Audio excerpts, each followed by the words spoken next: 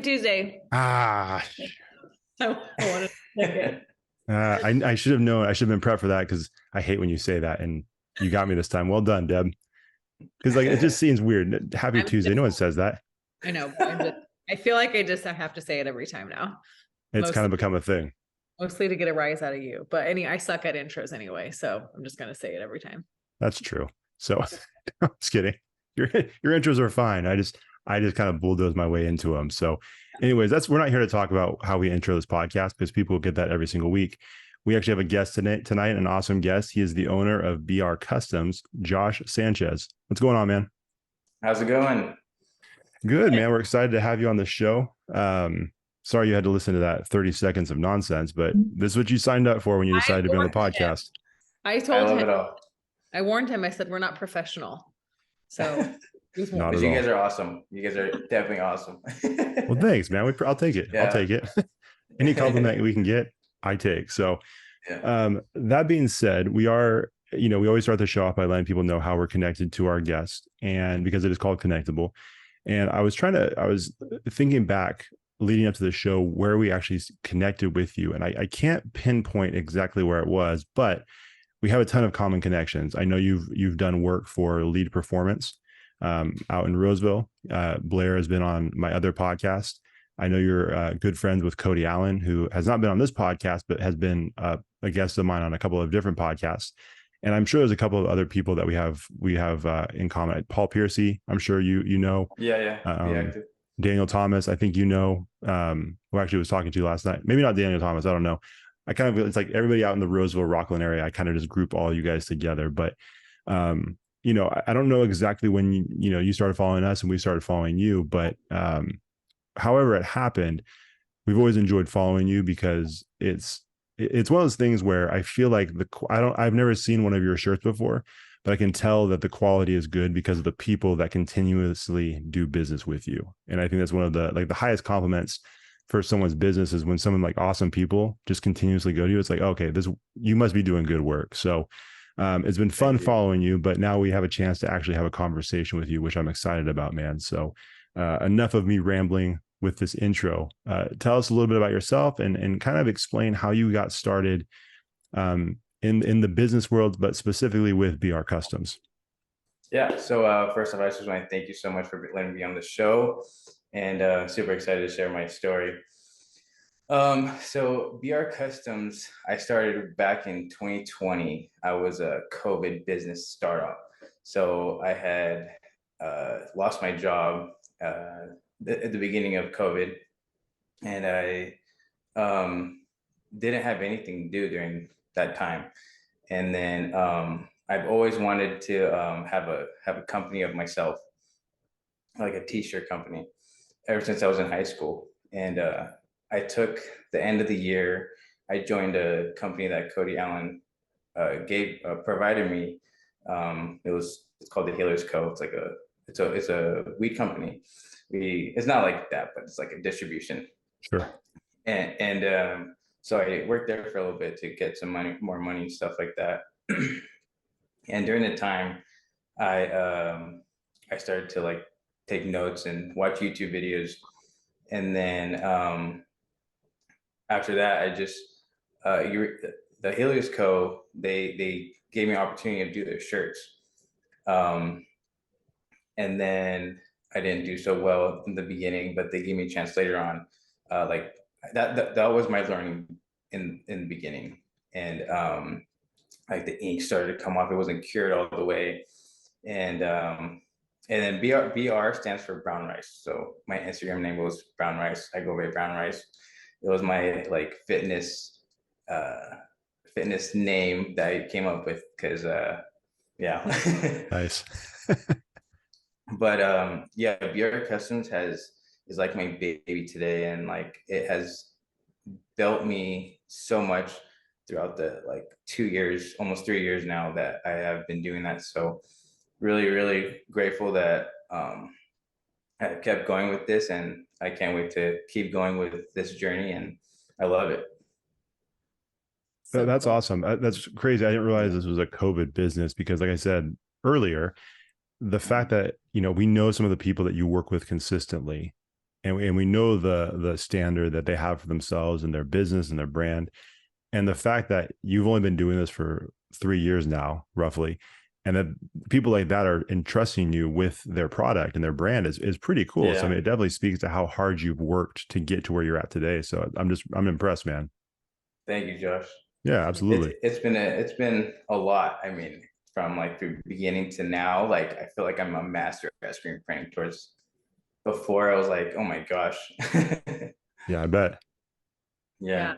What are some like what kind of learning curves did you experience with this? Especially like I'm sure it was so stressful for you losing your job, and then it's during COVID.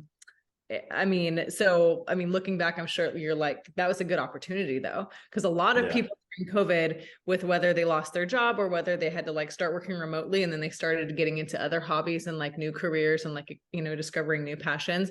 So I imagine you see it like as a blessing in disguise as well. But what kind of, but I'm sure it was stressful at the same time, you know, as any business is. So what kind of learning curves did you experience from that? One of the learning curves I experienced towards this was that you literally have no sick days. And like if you're sick, I mean, no one's gonna cover for you. So you got to come up with something, and you either got to like get up and do it yourself and um, figure something out. I mean, it's always just figuring it out. Another learning curve would be like um, getting customers. I mean, work is not always promised. You have to find your customers. You got to market. You got to go call people, and it's not always constant work all the time. Compared to like, well, in the beginning, it wasn't always constant. Now it is. But towards from like a real like a job to like being your own boss, like it's so much different because then like um you're like all these works every day, all this stuff because you're part of like a high company, but now it's like your own. So yeah, those are a few things that I had. Yeah. Yeah. Yeah, I Did you- can't imagine it's interesting because the pressure, like there's always pressure, right? As an entrepreneur, as a business Mhm. owner, there's always Yeah. pressure, but the pressure changes, right? Like you're kind of changing lanes depending on what part of your business you're in. So I imagine when you're first starting, a tremendous amount of pressure because the first time you get a client, like it's almost do or die, right? Like it has to go well. Yeah. Otherwise, you know, the word starts to spread. It's like, I don't know if you're thinking about going with that company, I might try someone different because it didn't go great for me, or they never come back. But if it goes well, it's a game changer, right? Because then that word Yeah. spreads in the positive direction. But then even once you get past that and you start having some consistent clients, I imagine that the pressure just shifts. And okay, like you said, now you're wearing all these different hats. You have to make sure you're marketing and you have to, I mean, I can't even imagine what that's like. So, I mean, have you just learned to accept the pressure? And then how do you deal with the pressure every single day? Oh yeah. I mean, pressure's every day because like even today, like there's customers like hitting me up, and I have to go back and remember to write it down so I can come back later and then make sure to take the order. Like today, I was able to get to some, but tomorrow morning it is again because if you don't get to a customer fast enough, they're gonna go to someone else, Mhm. and it's just like pressure is always going to be there. It's just you gotta accept it and just relax. And then once you're relaxing time, you just relax. So like during work hours, it's like go, go, go. I feel like sometimes my anxiety is good because like I work fast when my anxiety is going. And I'm okay now. So yeah. Yeah. Did you have to now, did you already have an idea of like the business side of things? Or did you have to, was that part of your learning curve too? Just because I've had a personal training business years ago before COVID. I only had it for 1 year, and then I just kind of dropped it off and left it alone and didn't do anything with it like tax wise. But that Yeah. was always like a struggle for me. And then I'm getting into another side business as a second like career thing right now, in the massage therapy world. So I'm Oh, like, nice. yeah, so I'm like the business that always kills me, the business side of it. So like, do you have a background in business, or like, how are you navigating that part? Because I imagine that part. So at first I wanted to study law enforcement, but I felt like I was too nice of a person to proceed that route. So then I joined, I started studying business in Sierra College. Um, I didn't finish college because something happened in my life that I had to go straight to working. So before that, I studied business, but a few of the classes that stuck to me was from a professor. His name was Dennis Wingate. Everything he taught, I was just glued on, like everything he told me. And everything I learned from him, I still use today. And so, and that's pretty much all in from that business background. But everything else was from YouTube. Yeah. One of my aunts called it YouTube University because like you're self-taught, you're self-teaching yourself from YouTube, and you can learn anything from YouTube. I just wanted to be everything. I wanted to be a cop. I wanted to be business. I wanted to do everything. But in high school, I guess that was really where I like look back on from today was that like I love art. I love to create. Creating is my thing. Ceramics. I love ceramics. And when I was in high school, I saw someone wear a clothing brand that they made and they were selling to their friends. I was like, whoa, I want to do that too. And then I came after high school, I graduated. Um, I started up a company called Sustain Reality. It was like a car crew club. Um, I didn't sell many shirts, but I just gave them all away. But it was a lot harder to build up a clothing brand that nobody knows about. So I wanted to start up a screen printing company and this help out every other clothing company brand and business. Makes sense. Yeah. Right. Are you an artist? Like, do you like draw and paint and stuff too? Or what's the level of artistry that you do?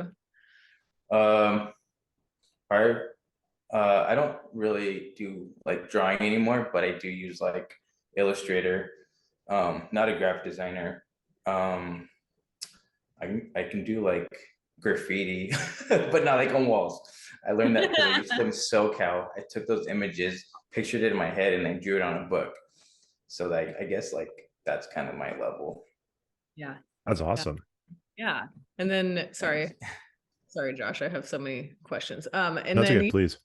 and then so when people come to you and they want, something, on a shirt or whatever it may be, are they like, I want this exact specific thing, or do they give you like this is what I'm looking for, and and then they let you run with it? Like, do you help create the design? Yeah.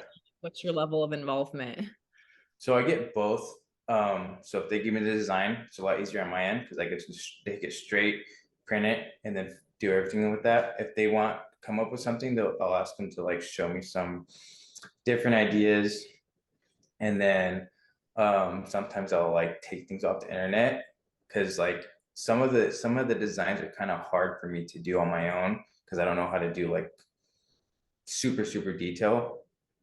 So I'll like take a screenshot and then I'll take that piece and then piece them all together. Sometimes like a bird and like a hat, pirate, boat, like I did for this other customer a couple months ago, came out really cool. Yeah. And yeah, so that's it. That's great. Like, I wouldn't think to even do that. You know what I'm saying? Like, Yeah. like my art, like my artistic is like, that's just not in my, I'm artistic and like, I'm good with words, like writing and Yeah. stuff, but like anytime like graphic or pictures or anything, I mean, forget it. So, That's it. well, that's good to know. Anyone who's listening and, if they're interested in hitting you up for an idea, that's good to know that you'll take something and run with it and figure it out and help them with that. That's good. Yeah. Thank you. Yeah, it's I feel like one of the challenges, because there was a guy that the organization I used to work for, we had a guy that we used quite a bit. I'm not going to mention his name or his store, but he was an interesting guy. He did pretty good work for the most part. we had a couple of issues here and there. And but I'll tell you this one story because this was wild. So there was a situation where we had a shirt order. It's like it's a decent size, probably like 50 shirts, and it was supposed to be done by a certain time. Well, he was rushing and kind of scrambling. He got it done, but he got it done, and the time I could pick it up was after his shop was closed. So what he did is he had two cars at his shop, and in the back behind his warehouse, he left one of his cars there. And he's like, "Hey, I don't normally do this, but I'm going to put the box of shirts in my car. You come just pick it up, open the car, and you can grab them." Like, really? This seems right. It gets worse. So then I drive around to the back of the warehouse. I see his car. I try to open the door. I see the box there. I try to open the door. It's locked. Like, dang. And now I need these shirts the next day. So I'm like, this is a problem. So I call him. I said, "Hey man, your car's locked." He's like, "No way." I'm like, "No, I'm literally standing at your car. I can't open it." He's like, "Okay." And you can tell he's like just thinking. He's like, "Okay, do you feel comfortable breaking my window?" I'm like, "No, absolutely not. I'm not going to break your window." Now I appreciated the fact that he wanted me to have the order. I was not cool with the fact of like, I'm not going to get caught breaking your window. Absolutely not. So then he had to scramble and rush down the hill to get to his shop and then open up the car. But it was a wild situation. But I'll say that being said, it feels like in your business, it's always a rush, whether the customer that's coming to you is always like, "I need it, in way less time than you would normally, process an order," or they don't have the artwork in the right format, or they don't, it's like, it's, too small, whatever the case is. I feel like there's always something. I feel like it's never just smooth sailing with an order. Does it feel like that to you? Yeah, absolutely. It's never just smooth. I mean, sometimes there's going back and forth, and then they're like, "Oh, what do you think?" And I hate when people do that. "What do you think?" It's not my idea, it's your idea. So then I'll send them like the catalog to choose from. And then they'll be like, "What do you think?" And then like, "Oh, I need it by this time." And like, yeah, sometimes it's just like back and forth, and it's not as smooth as I want it to be. Well, I feel like sometimes people don't realize what goes into what you do. Sometimes I feel like, and I could be wrong, but I feel like people go into your shop assuming that you have every single kind of shirt, every size, everything, just every color in the back, and you can just pick it out whenever you want, which is not the case. Like, there's a whole process. Like, Yeah. you have to order the shirts, you have to get the shirts, and I mean, so it's like, it is crazy sometimes when people go in with, all these ideas and then expect it to be done the next day. It's like, that's not really how it works. I mean, maybe if they're lucky, it could work out that way, but it's always like just the wild thing. I feel like every time you hear someone order something like that, there's always something that goes sideways, or like I said, just the customer doesn't quite understand how difficult that process can be. So much respect to you, what you do, because Thank you so much. it seems like a massive headache. It is. I mean, a shirt can be printed the next day, but screen printing, it's a process because you have to set up every little thing. Like, it goes from step by step by step by step. But one thing that could be done would be vinyl, but I'm not a big fan of vinyl because vinyl can like tear off, look like paper coming off the shirt. Hmm. Screen printing is just like more bonding with the shirt, and it lasts years. So Okay. So when you first started, and then if you compare it to now, like, what size print machine did you have? And then what are you working with now? So when I first started, I had an Amazon. It was a 4-color one station. It cost me like $100 or so. Really? Is it that? Yeah, It's only that much? the little Amazon one. Yeah, but it sucked. Yeah, sure. It was terrible. When I first printed on it, um, geez, I just had to think of how to use it myself, and then YouTube, because like the other YouTubers are saying like, "Don't get it, it's bad," but I had already gotten it, and I would have to push. So the little table is called a pallet, and then the screen, and then where you place the screen is called a micro pigmentation adjuster or whatever. So on the Amazon one, I put it down and I hold it to my chest every time. So at the end of the day, my chest was so sore. But the machine now, oh my gosh, so much better. It's a 6-color 2-station. And Nice. then plus I have the conveyor.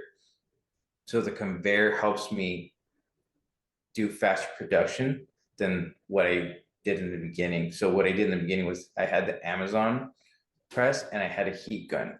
So I would have to heat it up every single time, print, and then heat it up again, rather than just print, flash, print, flash. That's with the new one. So it's just go, go, go, go, go. So then now I feel like my forms are a lot better. Yeah. And yeah, everything's more upgraded with better quality. It certainly makes a difference. So yeah. Oh, for sure. That Mhm. that sounds that sounds awful. But see, that's like, I feel like that's the story of everyone that I know that's done the screen printing thing. It starts off on like a cheap, one shirt machine, and you're up until 2, 3 in the morning trying to get these orders done. And then that next step is just a game changer compared to what the first one was. So yeah, it's like the rite of passage for you guys. Anybody who Oh goes into that yeah. business, it's like you have to do it. Otherwise, are you really a screen printer? You know what I mean? Exactly. Yeah. Yeah. You have to do it because that's the learning stages. Like you have to go through those in order to get to the bigger stuff. I mean, you can't just throw yourself on there. So yeah. Yeah. What's the biggest order you've done like that? That's a good In question. This is always a fun Yeah. one. The biggest order I have done, I think about I think it would be 800 shirts. wow. And it had multiple designs, front and back. Oh my gosh. This thing was very overwhelming. This was, I think this was my year one or year two. Oh, yeah, it was year one. No, more towards the end of it, but it was so overwhelming. I didn't, this order was not completed correctly. So this was one of the times where I was like, man, do I really want to do this? And like it sucked. Um, there was a deadline and I wasn't able to complete it because there was Mm. for an event. And oh my gosh, it was just I had orders before that and I timed it so wrong. Mm. So with all the orders and stuff, it was just such bad timing. But um that was my biggest order. But now my like medium range is like from like 100 to like 400 ish right now. So it's pretty good. And yeah. Man, How that long gives me is it? anxiety. 800 shirts. Oh, Yeah, yeah, I'm already, I would quit in my head. yeah, it was Like, oh no, I I can't do yeah, my friend and I we were working with it and it I think we worked a full 24 hours. it. Um because for one of the days, the end of the day actually. And we were at like it was like 8 o'clock and we had to be there at 9 o'clock in Sacramento. And we were just, man, we were not able to do this. And we just cried about it and like, man, we tried. And I mean, all the quality was there, but we just couldn't get it because it was just so many designs. It was confusing because I had to like lay down everything, write it, and I was like so confused. I didn't have it, but like now today that I have this software called Printavo, it makes so much more everything, makes everything organized. I have everything good to go. So now that if I had to do that again, I'll make sure I get it perfect done. Yeah. That's That's actually oh, sorry, go ahead, Deb. no, I was just going to comment and say that's a huge learning curve too. Yeah, With yeah, that, with knowing how to do things a little more efficiently, trial and error, so I'm sure Well, that was helpful to know how to do yeah. that. well, and something, sorry, Deb, but something you and I have talked about over the last, I mean, probably ever since we started podcasting was this idea of failure, right? We talked about it a couple of weeks ago, and it's, we always talk about like everybody fails. Failure is how you grow, you learn. But at the same time, that's easy for us to say when there's not massive stakes. For you, it was like massive stakes on some of those situations like that, where if there is any kind of failure, it hits the bank account, it hits the reputation. Like it is a different thing. And so how do you, like, what's your view on failure as a business owner, but just, I mean, even broader, just in life, like, how do you deal with failure? And then how do you bounce back to the point where, like you said, even at one point you're like, man, do I really want to do this? But like, what got you through that moment and what made you decide, no, this is what I love doing. I'm going to push through and learn from this. Like, what was the mindset and the mentality going into that? Yeah. So failure is definitely, every time it's a failure, it's always a learning opportunity. And going inside that of, wanting to keep going, just remembering why I started and how far I've come. And you don't quit until it's impossible to not go on anymore. But there's always an answer to keep going. And, you always have to find a way. You got to find a route. You got to create your route. And like, it's going to get tough, but it just gets, it'll get easier, but at the same time, it gets harder still, because no matter what, there's going to keep coming things, because you're going to want more, you're going to want more customers, and it's going to get more harder and harder. But you just got to keep going and figure out, resolutions, and you got to love it. You got to love it. If you don't love it, you should, whoever shouldn't do it. Yeah. you know? No, for sure. Well, that's actually, I'm glad you said that, because that was actually one of the questions I had for you.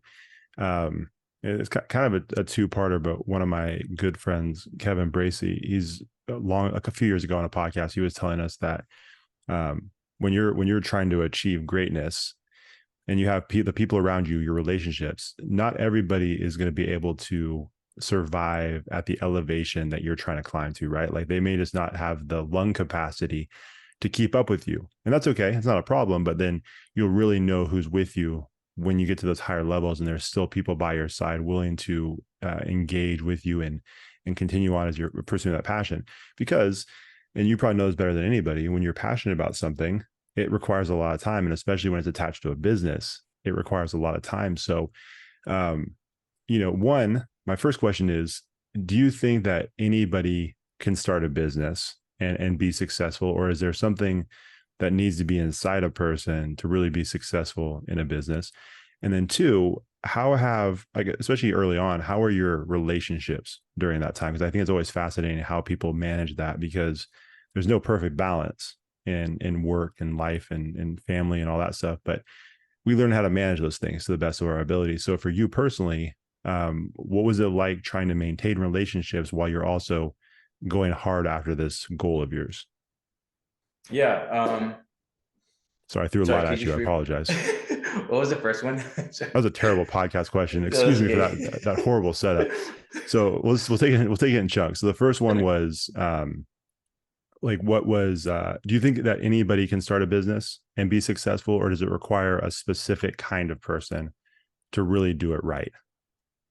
So I think that anybody, I mean, I think anybody can start a business. I think it's on the person, as if they want to continue on doing the business, because not everyone's going to last. You got to have the mentality. You got to have you have to have creativity, every single time. And anybody can create a business. You just got to have the capability of keep going to be successful. Because if you don't, it's not it. So Yeah. And then as far as relationships, like how does because if you are a person that finds yourself with the mentality that you can keep going, obviously relationships can be affected by that. Like how are your relationships affected in the positive or negative as you started your business? Yeah. So like my family kind of. Yeah. Right? Family, friends, any kind of relationship. Because I know, that's something that I like. For me personally, this podcast, I love doing it. We don't make any money doing it. We just love podcasting. But since we started podcasting, my wife and I have had two kids. And so trying to figure out, okay, how do I continue to do the podcast, interview people, spend time doing this and putting my full effort into this while also not sacrificing time with my family and the quality time I get to spend with them. So it's been a learning curve for me to try to figure out how to manage all that. So that's just for me personally, but did you experience anything like that? Or, especially as you were starting, I imagine it was tough. Yeah, for sure. I mean, I would work in the garage, and then I would go upstairs to my room because I would just be so tired from the day. I would barely get to see, my dogs and my family. And there was sorry. Yeah. There was a big learning curve for me. Mm. Because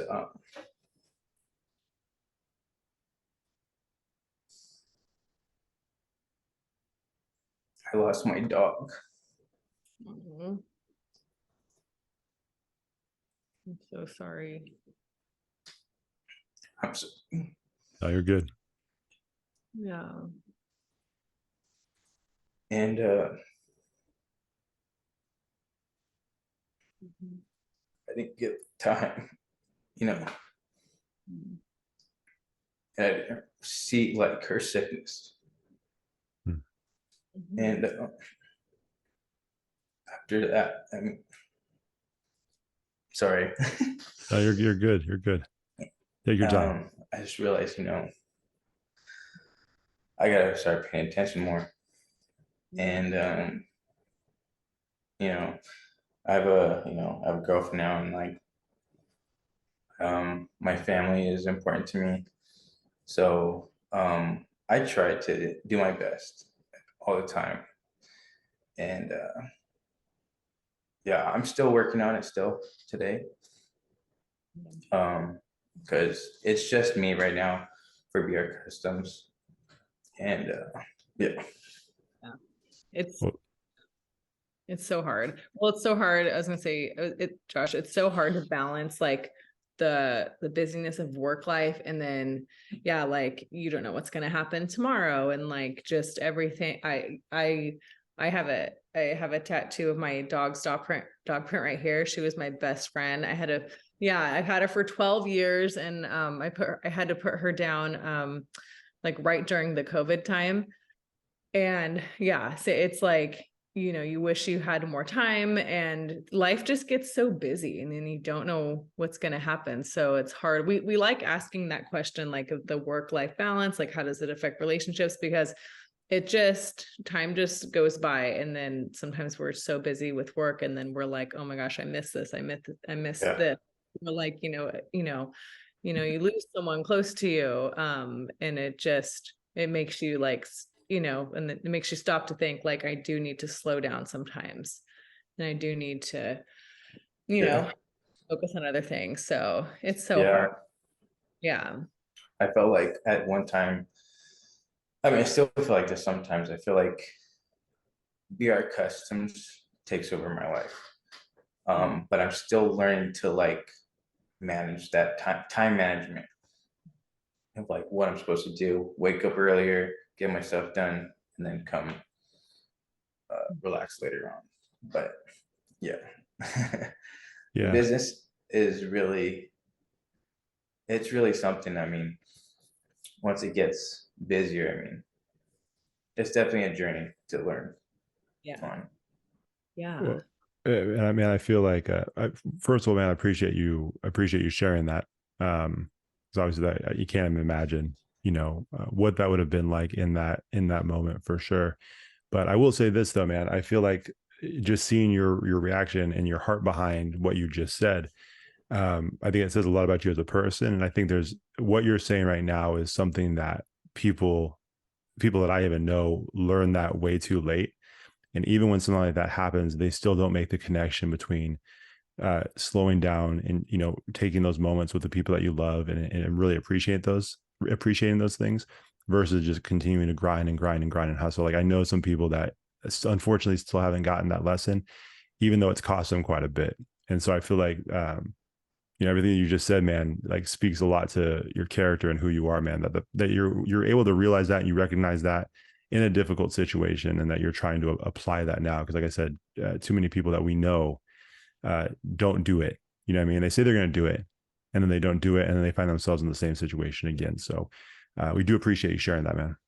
Thank you so much. I appreciate you as well for listening. Yeah, absolutely. Yeah.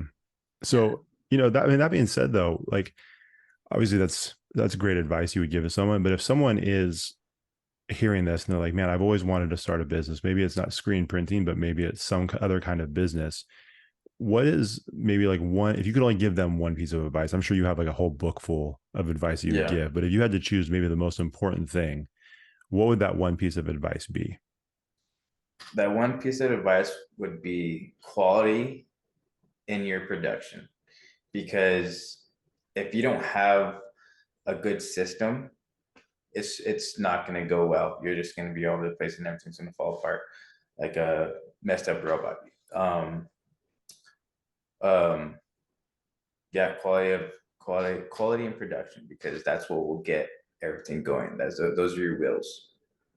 So that's And the I, one. and I imagine like the quality thing is interesting because I imagine that early on, again, like there's that grind, that hustle that's in our mind, right? And so you just want to knock out as much as you possibly can. So I imagine that early on, it's probably pretty easy for someone, especially in your business, to focus on the quantity versus the quality, right? And they're like, I Right. just got to get this done, get as much, 800 orders. I don't care. I'm going to do this because I think I can do it and I can get it done. And then that leaves a mark in your reputation too, right? Because they're like, okay, cool, they got us the shirts on time, but the quality wasn't up to standard. So I think that's great advice, because I imagine that someone who's ambitious could get caught in that trap pretty easily. Yeah, that's what I did in the beginning. And then I saw like my quality was not that great, no matter how many I got done. And I got customers telling me, oh, it's coming off, it's cracking. And then I knew I got to fix something. Like I felt bad because I was like, dang, those are their shirts, they paid for it, can't refund them. But I had to find like another a way to fix this. So um researched it and had to like apply all the best things to my production. Yeah. So. Sorry, Dev. I have a ton of questions too, so I'm just going to jump in with another one. I apologize. Um, this is always a fun question that I like asking entrepreneurs and people who are starting businesses or are out there, doing their thing and living their passion. What was the feeling like the first time you got a check for doing this thing that you love? I was like, whoa, this is happening. Yeah. Whoa. And like I was like, dang, I wonder what it's gonna be like to have more orders. And the first year it was just like, whoa, whoa, whoa. And I thought it was like going really well, but like compared to like this year and last year, um, it's just it sucked. Yeah. But it felt great the first year because I was like, this is Yeah. business, this is business. And I felt um like before I started this, before I had ideas in my and thoughts in my head, I was like, who are gonna buy this from me? There's already companies out there. Who's gonna do that? And now that I put my, ideas and creation and my company out there, I was able to get orders. And yeah, it was an amazing feeling once I got my first check. That's awesome. Well, that's Yeah. kind of where this whole idea of connectable ties in, right? Like you said, there's a ton of, I mean, you can Google it right now. If you look in Sacramento, there's a ton of people that do screen printing, but Yeah. there's a reason that your clients continuously come back to you. And it's because there's that connection. It's not just because you do amazing work. It's the other things, yourself, your personality, how you conduct business, how you treat them when they come in, all those different things. So, I think it just goes back to this idea of how important connection is, and the connections we have with people are incredibly valuable, not just for us, as human beings, but for business. And when we conduct business, connecting with people is important. You can't just treat them like dollar signs, right? Because if you Right. do that, then it's not going to really work out. They're not going to come back. But if you treat them as a human being that you have a connection with, and I'm sure that's why you have so many, repeat customers. Thanks, Josh. Yeah, Yeah. actually, I take my advice back. I think it's personality that is be the top thing, I would say Okay. then. So Because anybody, like ignore the first piece of advice. Focus on this one, and then once you do this one, then go back to the other one. Yeah. because you're absolutely right. Because if you don't have a personality and like you're just like, yeah, hey, how's it going? Thank you for your order. No one's gonna want that. Like at a Yeah. restaurant or anything like that. No one wants to be around that low energy. I mean, people want to be around like positive energy and happy people, but sometimes it's not always happy, Sure. but Definitely for sure having a personality. Yeah. Mhm. Yeah, absolutely. Yeah, I think a lot of people, when they buy a product or a service or something, a lot of the times it's you, like as the person in the business, that they appreciate and want it from. Like my hairdresser, I don't get a ton done to my hair. Like I just get a quick cut, like that's it. Like I don't really do a ton to my hair. um and like anybody could probably do it. Now the gal that I go to, she does a good job. Like she does it the way I want it to, and she makes my hair look really pretty. Afterwards she styles it nicely, but we also have like really good and fun conversation. And just she's the best. Like her personality is great. So I think a lot of the times in business, that is a factor as well. And so so for you to say that, that's good advice. Just anyone listening who is wanting to start their own business or get something new off the ground, that's good to know as well, because people don't want to do business with an asshole. So Exactly, right? Absolutely. Absolutely. yeah, it's hard. um It is. what's the most like what has been the most fun project that you've worked on, or can you think of Yeah. a design or something that has you just Yeah. so cool? One of the most fun projects I was able to work on would have to be the Placer County Fair t-shirts. Just because I was able to go to the Placer County Fair and see them worn everywhere. Oh, that'd be It's just cool. like, yeah, I think it was not that many. It was like, maybe like, they were like 300. Oh, yeah, okay, that's a lot. Like, it was just like fun just to like think about it. Like, I'm gonna be there, this person's gonna wear it, and like I want to make sure everything's good. And like that was one of my funnest projects. That would be Awesome. pretty cool. Yeah.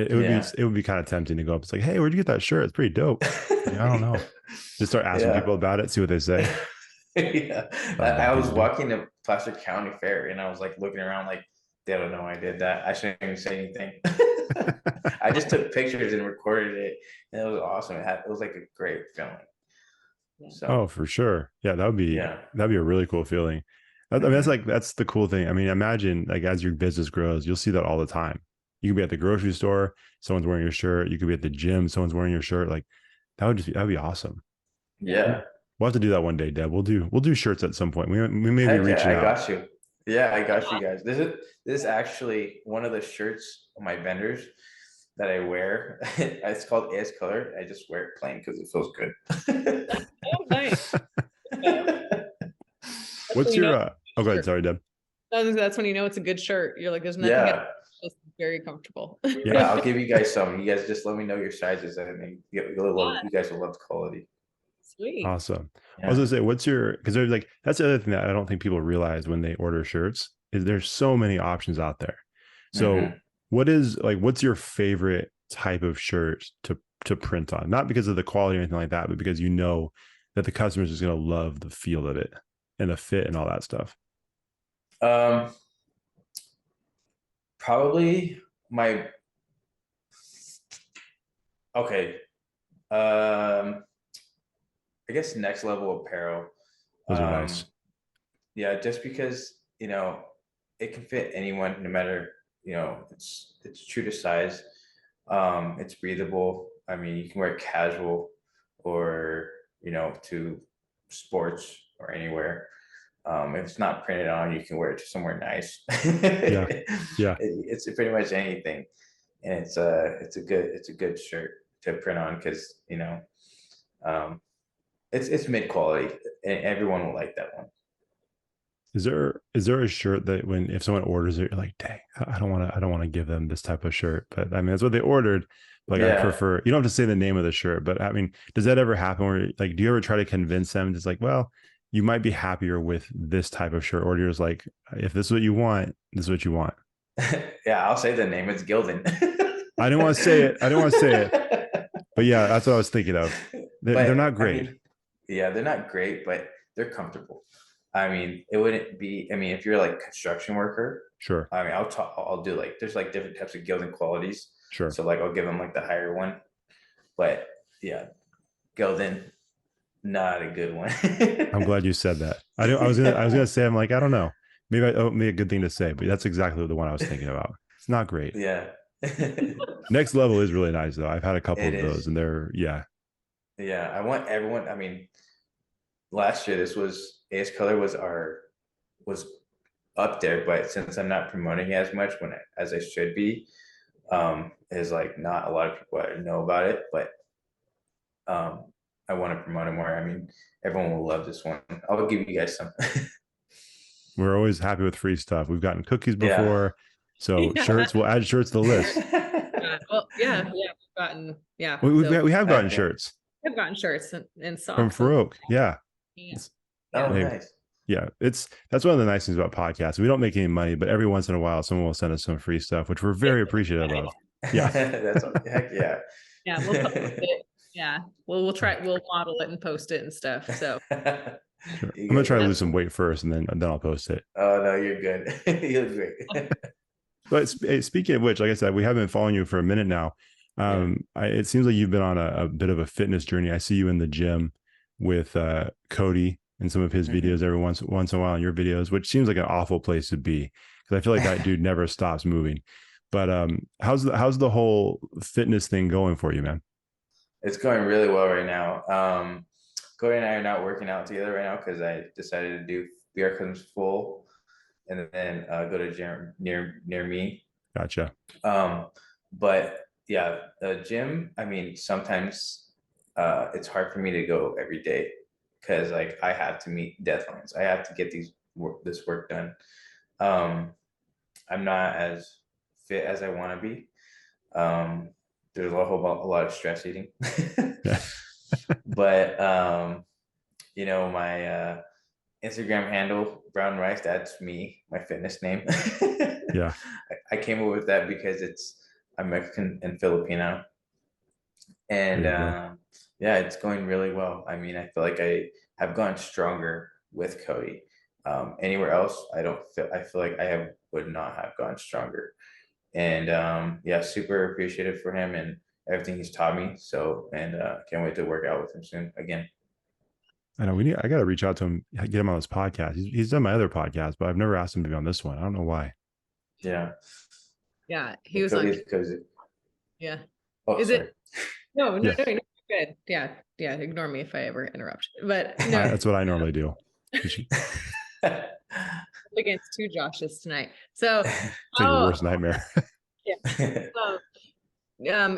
It's so difficult when you're so busy with work or life, Josh and I will talk about this on certain podcasts on episodes, how to like squeeze in that time of like things that are important to you, like eating good or whatever, spending time with friends or whatever, and it seems like fitness is an area for you personally that you want to make sure that you stay on top of, but life happens. Like I'm like, if I don't move every day, I'm cranky. And it's so busy that I go like a week and a half without doing any type of purposeful workout.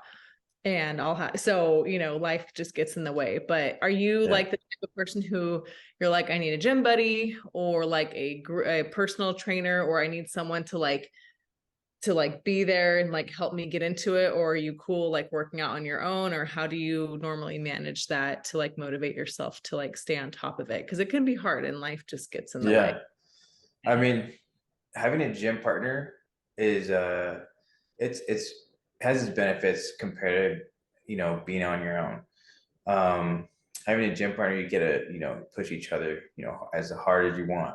You have someone that spots you, and like if you don't know something, you can learn together, or if they know more, you can learn off of them. And if by yourself, I mean, I feel like that is like you. That tells what kind of person you are to do it independently and push yourself without having anyone around you. And I like, you know what? It's just Cody. I like to have it as my gym partner. But if it's by myself, I like to do it by myself. Because I feel like you like, I don't know. I'm more of like independent guy sometimes, but I like to be social at the same time. So I don't know. I'm into both. That's good. That makes sense. Yeah. Well, like I like to, if I'm in the gym, I don't mind being with, I'm a solo workout though, and no one wants to run with me ever. So it's like Yeah, see? myself. Yeah. But sometimes I need like a little side personal trainer, or I need some group activity to like force me to like, okay, no, you have to go do this. And I'm like, okay, yeah, that's right. Cause sometimes what I'll do is I won't get lazy, but I'll make excuses for myself and be like, no, I need to go home and cook instead. I need to eat, or I need to like go do this. And so anyway, it's just, I like asking that question, just, with someone like you, like who runs their business. And then you do recognize that sometimes you do get too busy, but you to stay working out. Cause a lot of people, I think, try to have a hard time trying to find that balance. Yeah. Yeah, for sure. It is hard to have a workout partner when you have a business, because you can't always be there every time. Yeah. But independently, I mean, it works out because you get to do your own schedule and stuff like that. So yeah. I'm sorry. I'm bothered that Deb said that one of her reasons for not working out is cooking. Deb, you've made it very clear on this podcast that you don't cook at all. I cook. I've been cooking ground beef lately, and that's it. Okay, well, okay. My version of cooking. Okay. My version of cooking is make my beef. I make my meat, and I prep, like I cut my fruit, and I boil my eggs, and that's cooking for me these days. Okay. Well, I just want to make sure everybody remembers that she does not cook, and so she made it seem like it's like I got to cook so much food and meal prep. Calm down. That's a big step from just, I used to microwave all my shit. Fair enough. Sure. Now I'm finally like my stove, and I'm making whole foods and stuff. So for me, I know whenever I say that, my friends like, you're cooking now, and I'm like, well, I'm boiling eggs and making ground beef, and they're like, oh, right. No, I'm like, I could have let it slide, but I couldn't do it. Big deal using the stove, man. So anyway, that's my version of it. Sorry, Josh. This is this is awesome. Josh and I will get into it every once in a while like this. This is just normal. It's okay. It's a normal thing. Sorry. I tell myself, like, the guest doesn't care. Don't say anything. And I'm like, well, they just need to pause for a second. I got to say it. This is silly. Okay. This is what they want to hear. Yeah, I think so. That's what I tell myself. Yeah. Hey, so I did my other podcast last night, and we got on a rabbit trail about caffeine and energy drinks and stuff like that. So I imagine that you have some caffeine in your life based on what you do. What's the caffeine of choice? Or maybe I'm wrong. Maybe you don't do the caffeine thing. Maybe you're just like, I do water and that's it. But I'm guessing that there's some caffeine that fuels you. Yeah. So in the beginning, Optimal Nutrition. Right now Delicious. is Ayano. What is that? I'm pretty sure some people will know what I'm talking about. Maybe, I don't know. Sounds like some black market thing. What are we talking about here? It's like, I found it at GNC, and it's a blue slush flavor. It's like, yeah, it's pretty good. It's like 300 milligrams. You don't feel like the beta alanine, or however you say it. I don't know. Beta alanine. I just drink it. I have no idea. Yeah. Which one do you have? Oh, I mean, you could just name any of them. No, it's more like Monster Ultras. I try to tell myself, hey, if you don't do the sugar thing, then it's okay. I know it's not, but that's how I justify it in my head. Monster Ultra Zeros, Rain. I really like Rain. Ghost is delicious. Yeah. I don't believe there's no sugar in it, but that's what it says. So those are kind of my things. I do really enjoy the Optimum energy drinks. I think it's the blueberry lemonade. It's delicious. Oh, yeah, that one's good. Have you tried the tangerine? Yes, I have. I think I've tried all of them. Yeah, that's how I'm like, if I'm trying to do better with the energy drinks, I'm like, well, maybe I'll go this route instead, because it seems to be healthier than the other options. But but it sounds like you're not like, you don't drink a ton of it though. It sounds like you do pretty well without like overloading on caffeine to get yourself through the day. Yeah, I mean, I should have more caffeine during the day. But I've never heard anybody say that before. That's a wild thought. Usually it's like, I have way too much. Good for you. Yeah. Yeah, I should. I mean, I have caffeine in the morning. Sometimes I forget, and I'm like, oh shit, I forgot. Yeah. and then, and then I have this like secondary caffeine called some Sprouts. It's Laire, layer. Is it, that's how you say it, layer instant coffee. I don't know how many caffeines, but it's not a lot. It just tastes really good. Yeah. It keeps me going. It keeps me going. Nice. And yeah, so that's all I have in the morning. But I think if I were to have more, I feel like I could just do more. Man, good for you though. Good for you. I'm trying to get off the train, but I keep hopping back on. So it's tough. How much caffeine do you have in a day? I have no idea. That's the problem. I can't even tell you. I usually don't do more than one energy drink, and like today I haven't had one. So, it's my off day. And tomorrow I'll probably jump back into it. Yeah. But that's what I was talking about last night too. The problem is I can drink one and then have no problem falling asleep. And so it's at a certain point where it's like, do you really need this, or is it just you enjoy the flavor? And I really just enjoy the flavor, Yeah. so I have a problem. I kind of too. Yeah, me too, a little bit, but I kind of enjoy both. There- More the there you flavor, go. actually. Yeah. I'm not an energy drink person. I just need a big pot of French press coffee in the morning and I'm good to go. Oh, that's good. I gotta try that again. I haven't had that in a long time. So good. I'm obsessed. That's the one that just goes like you just press it down, right? Mhm. Yeah, that's like the freshest coffee, I think, right? It's so good. It's like Yeah. I look forward to it in the morning. The only thing that keeps me like I wake up, I'm not, I could sleep all day long if I didn't have anything to do. It's bad. So Yeah. so getting up, I'm like cranky and I'm like, oh, and I go in and start making coffee and immediately I'm like, yes, I get to drink this in a little bit. That's how I feel too. Well, A happy drink. yeah. Yeah. I wasn't expecting to go on a caffeine tangent here, but that's what happened last night too. It just happened. So it's an interesting topic.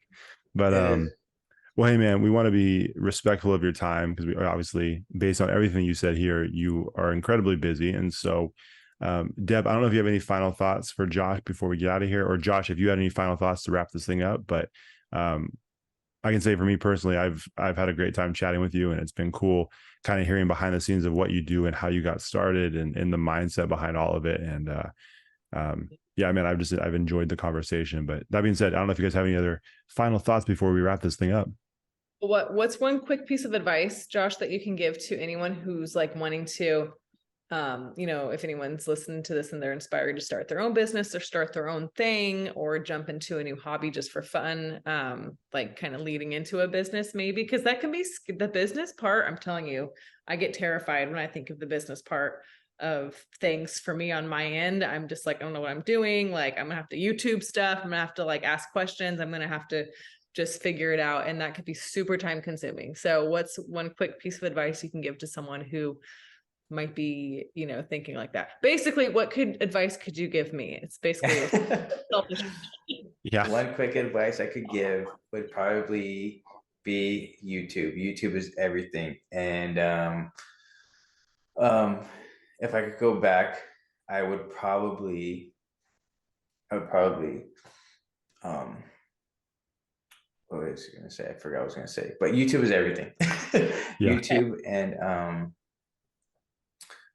I forgot what I was gonna say. I had so much more to say. Hey, I feel you. It's my bedtime. Josh catches me Yeah.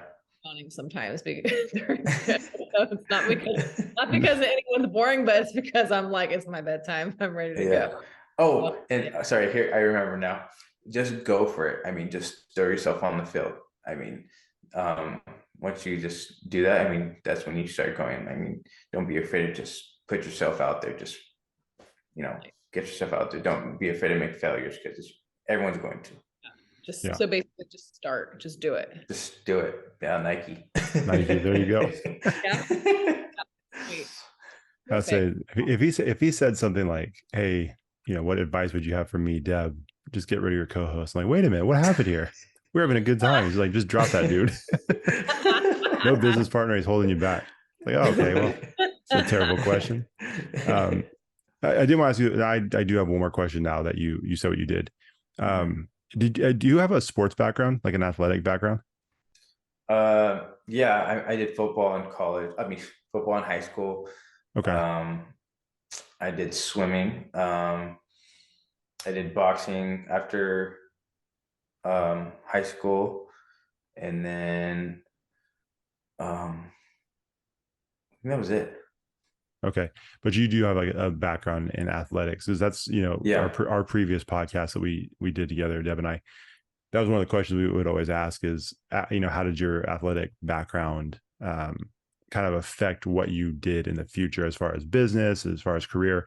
And I think I kind of got that sense from you throughout everything you've said. Like it does feel a little bit like that athletic minded person, you know what I mean? You seem to Hmm. be that, because there's just a different determination. There's just a different grit that people, even if they didn't play at like a high level of college or pros, even if they played in high school, or even if they played like t-ball, there's just like something a little bit different in the way that they operate. So I was kind of getting that sense from you, and I was going to try to avoid that question because it's not really a sports podcast, but Yeah.